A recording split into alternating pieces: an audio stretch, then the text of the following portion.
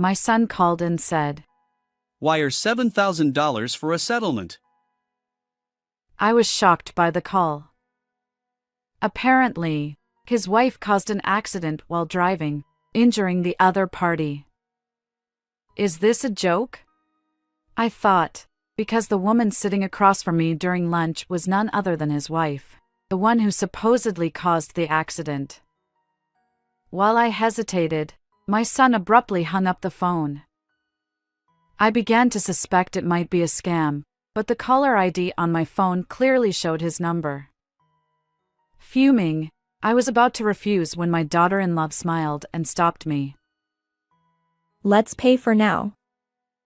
I have a good idea. And so, as the two of us collaborated, the situation took an unexpectedly interesting turn. "Mom, I finally got a job." My 32-year-old son George happily reported to me. I replied, "Oh, that's great."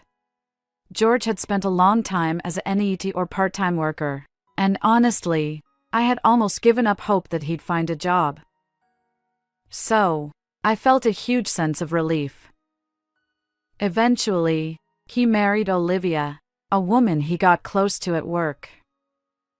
Despite being 2 years younger than George, she was responsible and had a pleasant personality. We never had any mother-in-law-daughter-in-law issues. Although George and Olivia didn't live with me, Olivia and I occasionally had lunch together. I thought, with a capable daughter-in-law and George having a respectable job, I can finally relax, but then. Before marrying Olivia, my son had a troublesome habit. Despite having no income, he was careless with money and impulsively bought whatever he desired. He even stole money from my wallet a few times. Why would you do such a thing? I sternly scolded him, trying to get an explanation. But my son just pouted and turned away, refusing to speak. Taking money from your parents' wallet, acting like a child even at this age, I couldn't help but cry, feeling embarrassed. Given that experience, I was a bit anxious about my son's married life with Olivia. Hey, Olivia. How is George doing? Is he causing you any trouble? Oh, not at all. I worried that he might take money from your wallet or do something wrong. Olivia assured me, flexing her arm as if to emphasize her point. It seems my son's household is under Olivia's capable management. Oh, that's a relief. With you, everything will be fine. I sighed, grateful that George had found a good wife.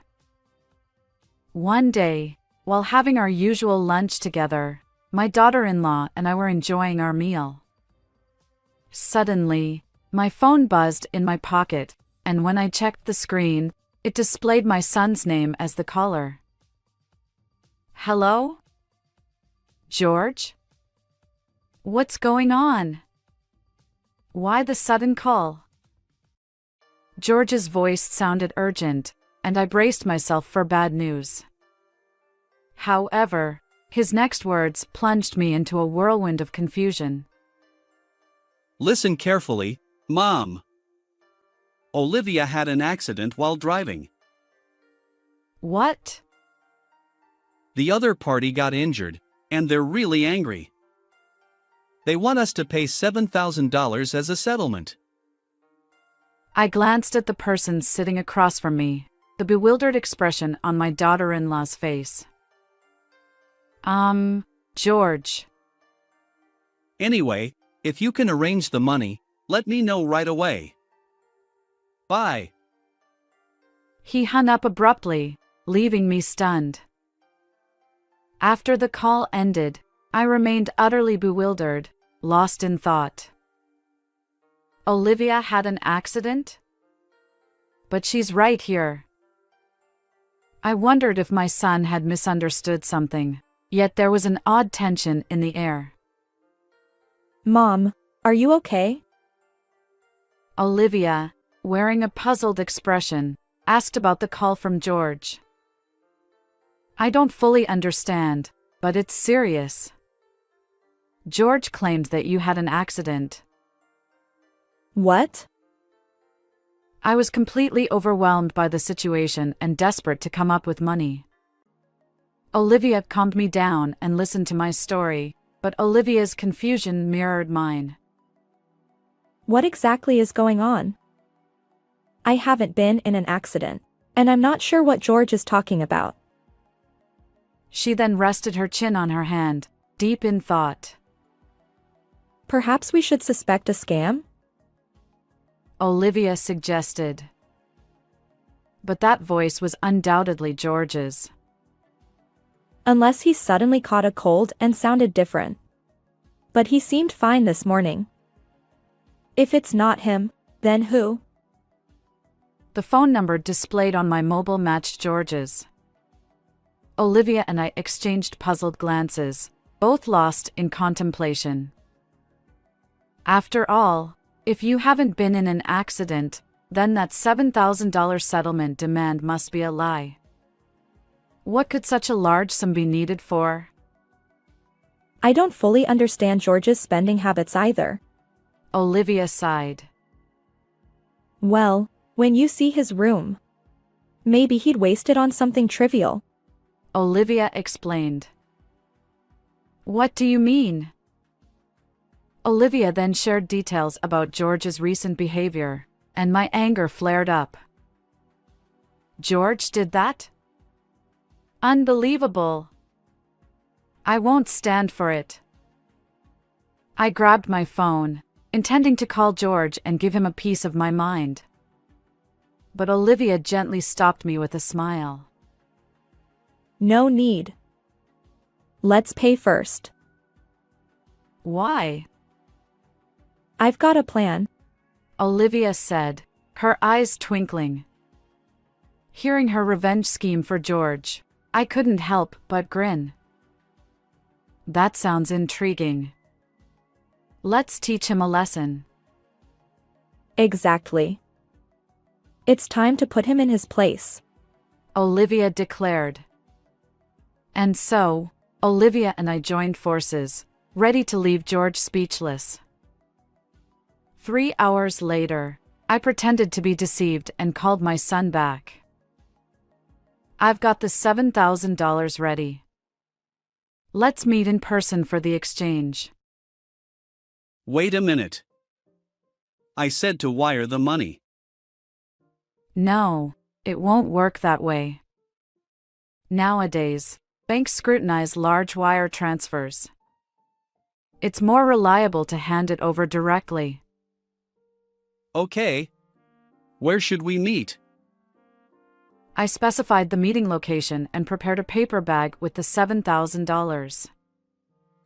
Sorry for the wait. My son appeared awkwardly, accompanied by an unfamiliar man. Who's this? I'm James. I'm the one his wife hit with her car. The man claiming to be the accident victim, James, had a rugged face with visible scars. However, those scars appeared old and not recent.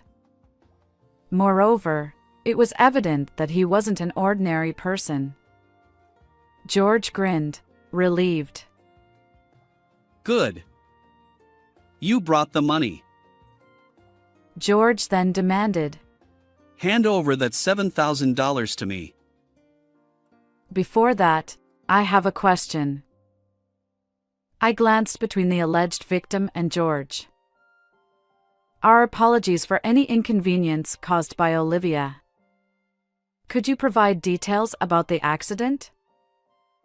Come on. Does it really matter? It does. We might be eligible for insurance compensation, and we need to understand what happened. James narrowed his eyes at me, looking annoyed. Look, I was suddenly involved in the accident, so I don't remember the details. Yeah, I wasn't with Olivia, so I'm not sure. Isn't that strange? How could both of you know that she caused the accident in that state? I placed my hand on my hip and tilted my head, feigning curiosity. Wait, could it be that surveillance cameras or dash cams captured the incident?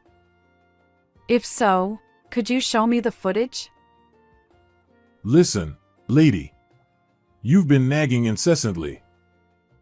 Are you suggesting I'm lying? The self-proclaimed victim's low voice carried a threatening tone. Although I felt fear, I couldn't back down now. I don't want to assume you're lying.